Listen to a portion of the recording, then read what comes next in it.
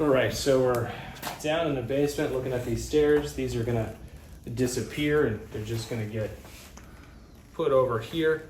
But in doing that, you're gonna cause some other kind of problems. Like for example, this ductwork right here that's existing is just not gonna work anymore. This is all gonna have to be redesigned. The plan for the layout is to emulate the upstairs, downstairs. So we'll have one bedroom over here, another bedroom over here, full bathroom, and either another full bathroom over here or a community full bathroom. We're still working on that little design element.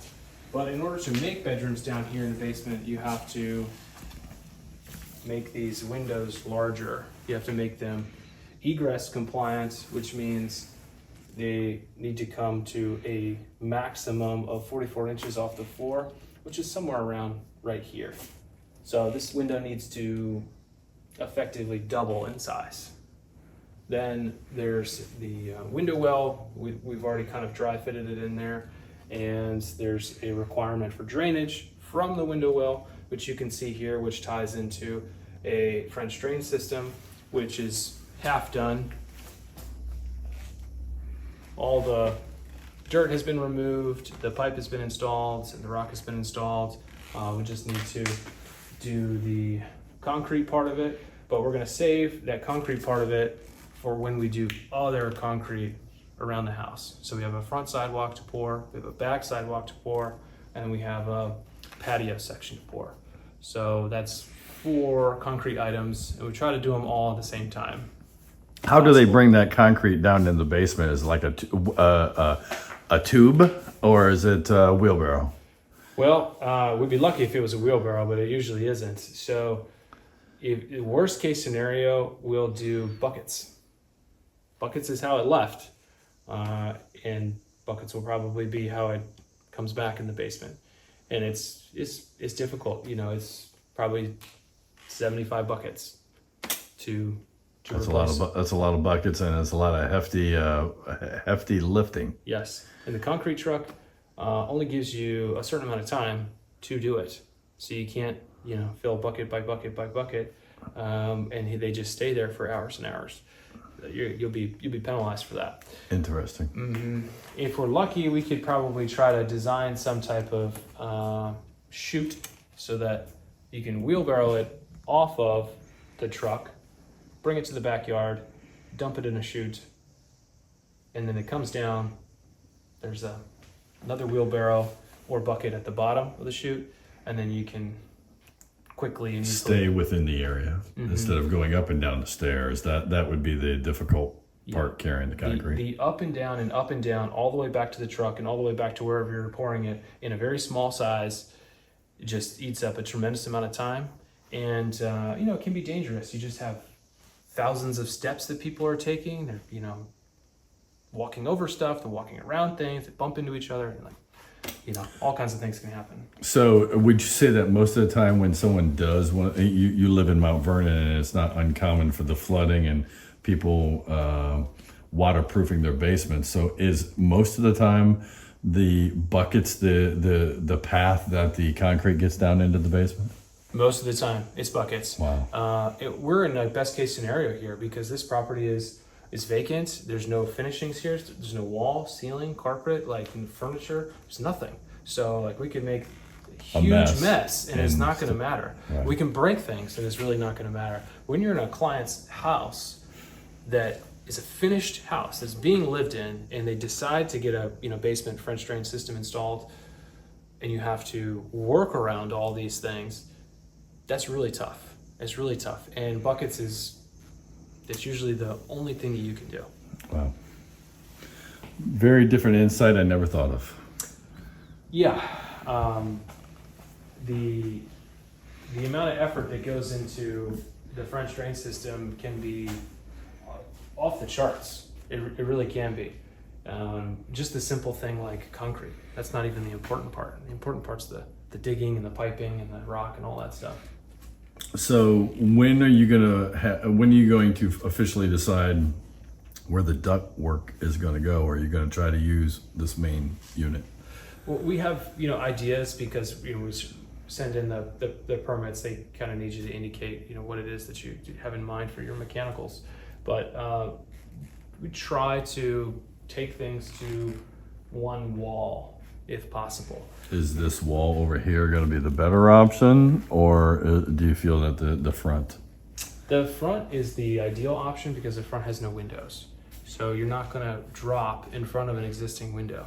There you would. That window starts, just So 8 that inches from the ceiling. so essentially, when you mean drop, when you go to encase the actual ductwork, you would lose space in front of a window such as that. Definitely. Okay. Yeah. Gotcha. If you look at this, so I'm 6'5" and Yeah.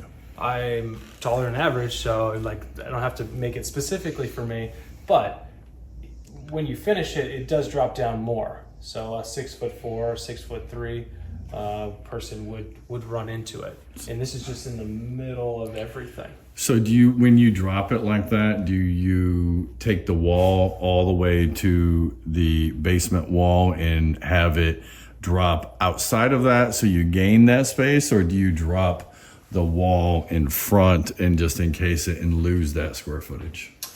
So we'll bulkhead. Bulkhead is when you come down and then go right underneath all the way to the wall. Yeah. And that space will not be as usable, but being against an outside wall and being that there are no windows there, it's already less usable. You don't have a lot of reason to walk up against it. So that's the preference for trying to throw everything against this wall. But your mechanics room you were going to put over there, so you're going to have to run to that wall. Mm-hmm. And do you lose efficiency with that a little bit or not? No, because this is not a very long run house. When you get into 2-3-story houses and the unit is in the basement and trying to push up all the way up 2 stories and then all the way across the house to the far bedroom, yeah, you will lose a lot of the velocity and you'll have temperature control issues. But in this case, no, this is not a long run at all. Then going into the upstairs level, the main area, it's going to be floor vents, or are you going to somehow run this up into the attic and come down? I would prefer to stay out of the attic. Always prefer to stay out of the attic. So, attic is just going to be whatever the temperature is outside, plus or minus a little bit. So it's going to be freezing cold in the wintertime. It's super hot in the summertime, regardless. So it's got to be in the floor. It doesn't have to be. There's a lot of people that put the unit itself in the attic or the ductwork in the attic, and it's acceptable. It's just insulated tubes usually. Yeah, well, it has to be. But if we're talking about preferences, yes, prefer to keep all the mechanicals inside the house, inside the building envelope, and that way you won't have that problem. Gotcha. Anything special with the doorway over there? That, doing anything different? Putting in a new door, new type of well system over there or anything? We'll put in a new door for sure. That one's been kicked in once or twice, so it's not going to work anymore. But the well system, we're probably also going to have to look at, and we'll probably jackhammer it up and see how it works. This property has the sewer line running out right here. This is the height of the sewer line. It's probably 4.5 feet off the ground. And that's where gravity takes the sewer water out. Any plumbing that is below that height is going to need a pump in order to get up to that height to be able to be gravity fed out. All the bathrooms down here are going to have to go into a ejector pump. That well over there is below this pipe. So the question is, where does it go? I don't know. It doesn't go in the sewer. But nobody really knows where it goes. And when you don't know where something goes, you can either figure it out and see if it's acceptable the way that it's built.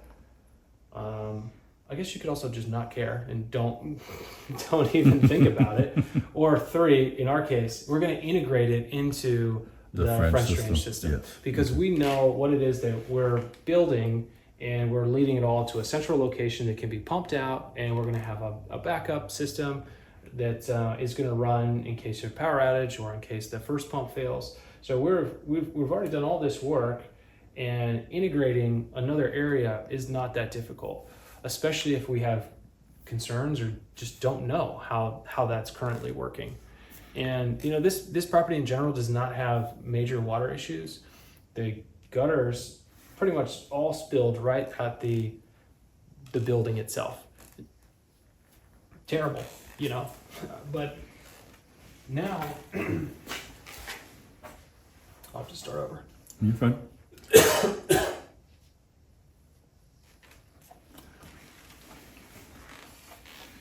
So now we're gonna have to, let me take a break.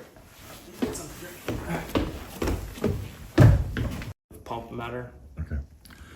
So in looking at this hole, this is where the sump pump, as soon as the pipes are coming in here, does the type of sump pump system matter in the French drain and the overall scheme of how this is all working? Yeah, it matters a lot, actually. The amount of effort that is taken to do this really destructive, back-breaking process is a lot. And you really wouldn't want to go down the street and buy a, $80 plastic pump that now this whole system relies upon. And that's what, unfortunately, some people do, and then the pump goes out, and then your system doesn't work because the basement floods anyway. So just like how they build an airplane, you need some redundancies in your system so that if it breaks, it's not an emergency.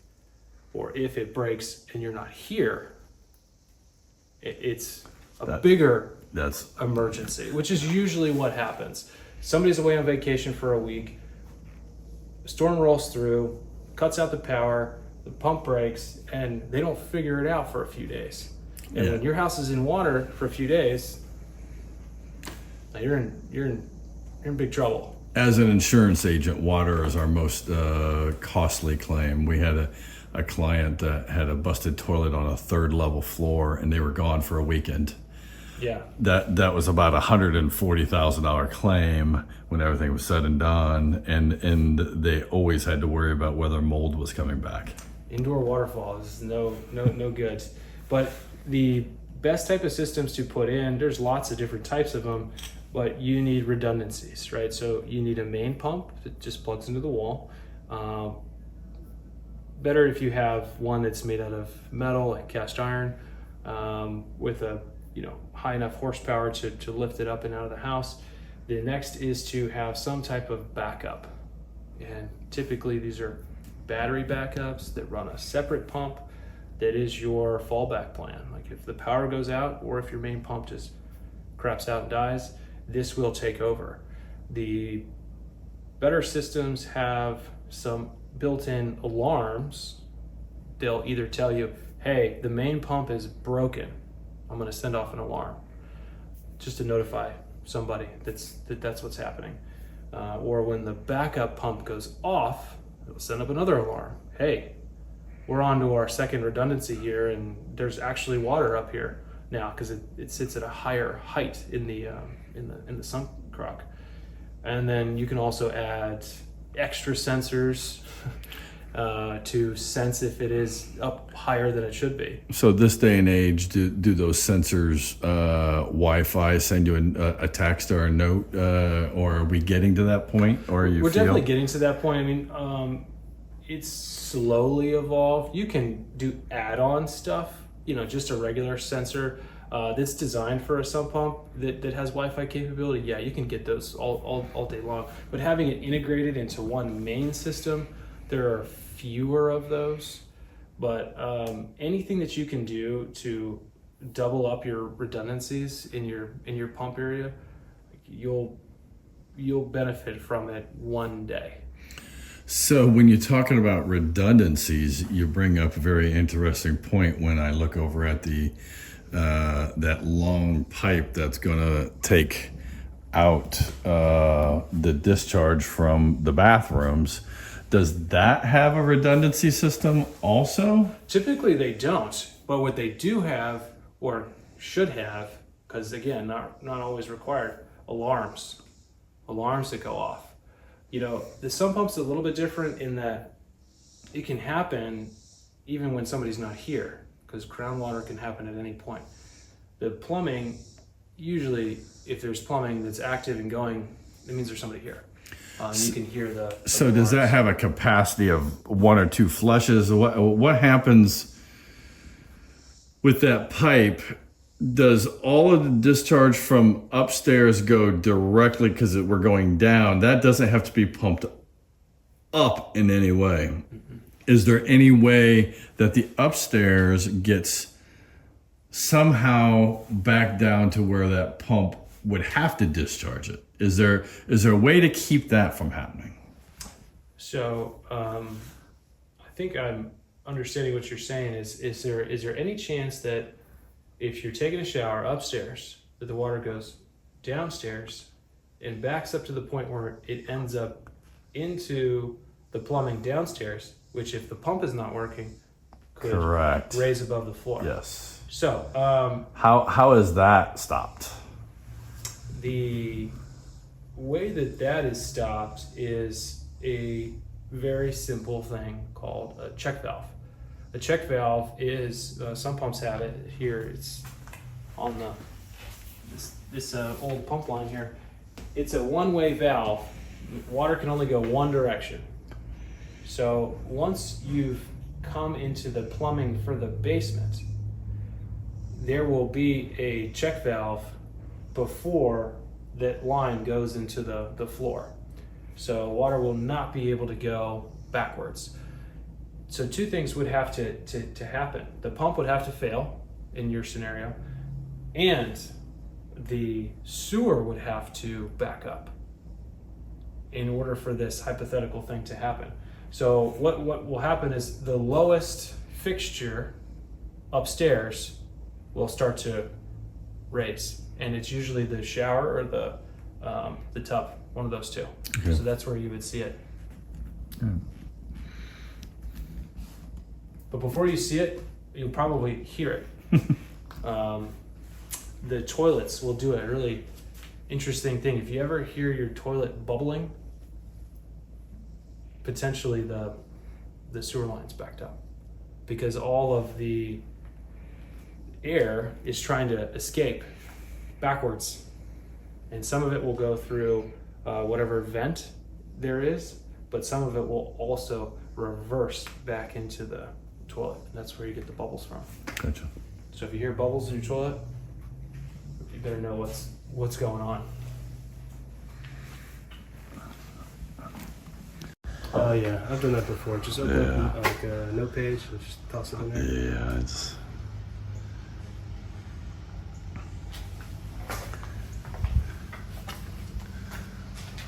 So this is the first time that you could really see the benefit of these windows from a light perspective.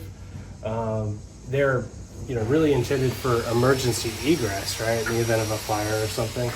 But the added benefit is a lot more light from a window that's now more than double or probably more than triple the actual glass size. And it's not clean. Not even close.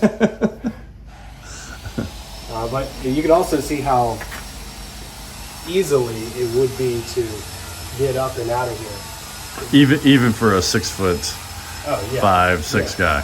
I would just slide right dive. through. Getting up and out of this would be a little harder. Not to mention this is like a window that doesn't open easily to actually get out. Yeah, and honestly, that's not a bad window for basements. Most of the time, they don't even do that.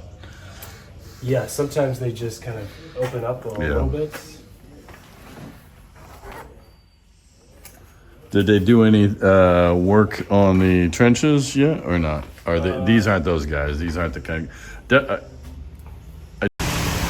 Well, today's not the best day to be laying concrete at Ron Lefner's house here.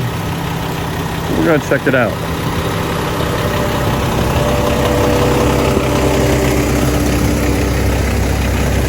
And we don't have to do the bucket. We're going right through the chute.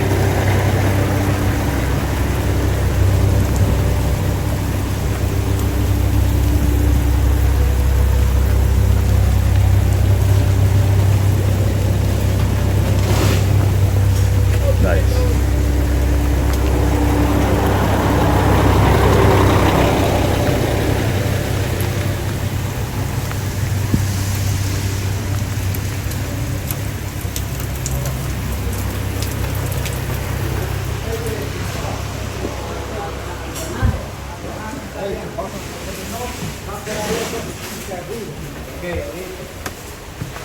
No, una bolsa mayo,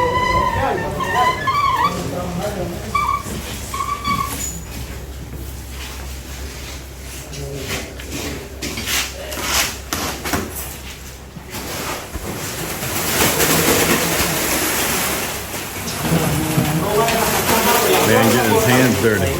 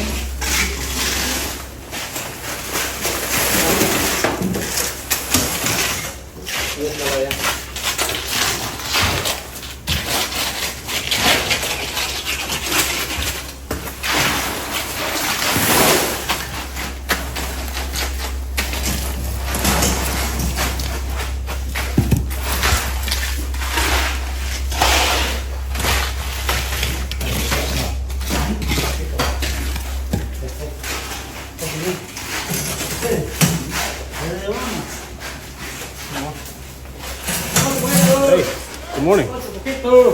I got you on the wheelbarrow. Oh, good.